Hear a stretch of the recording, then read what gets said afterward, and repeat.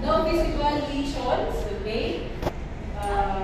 Well distributed naman yung hair, wala akong nakikita pubic lines, okay? Now we go to our shaft, okay? Sa shaft naman, wala naman ako nakikita lesions, excoriations na sinasabi.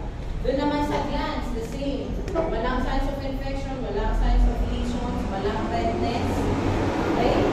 So, yung sa may foreskin naman niya, nare-retract ko, and nababalik naman siya. Okay? So now, after that, you palpate. Tama? Tama ba?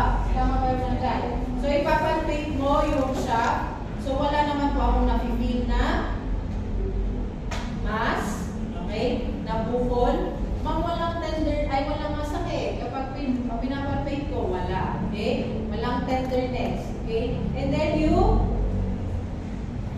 squeeze mo lang kung may discharge. So, wala naman pong discharge.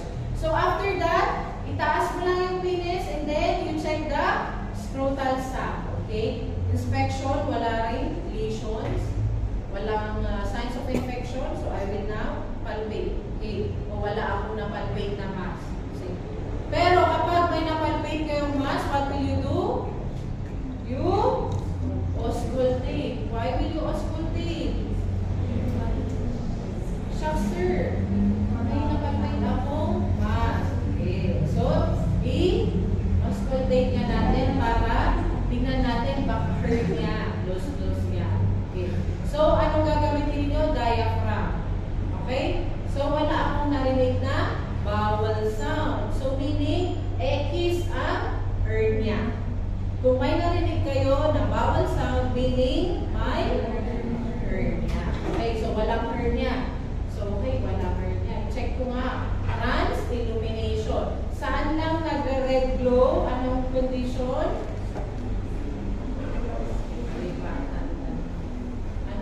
May red glow lang kapag spermatocyte and your hydrocyte. Tama?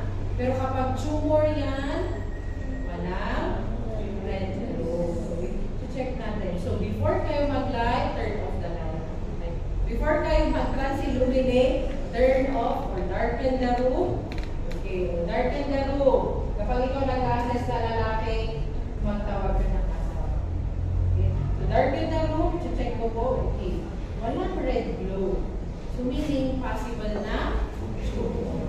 Okay, kasi magre-red glow lang yan kapag hydrocyte or spermatocyte. Okay? So, ma'am, sir, may red glow po. So, pwede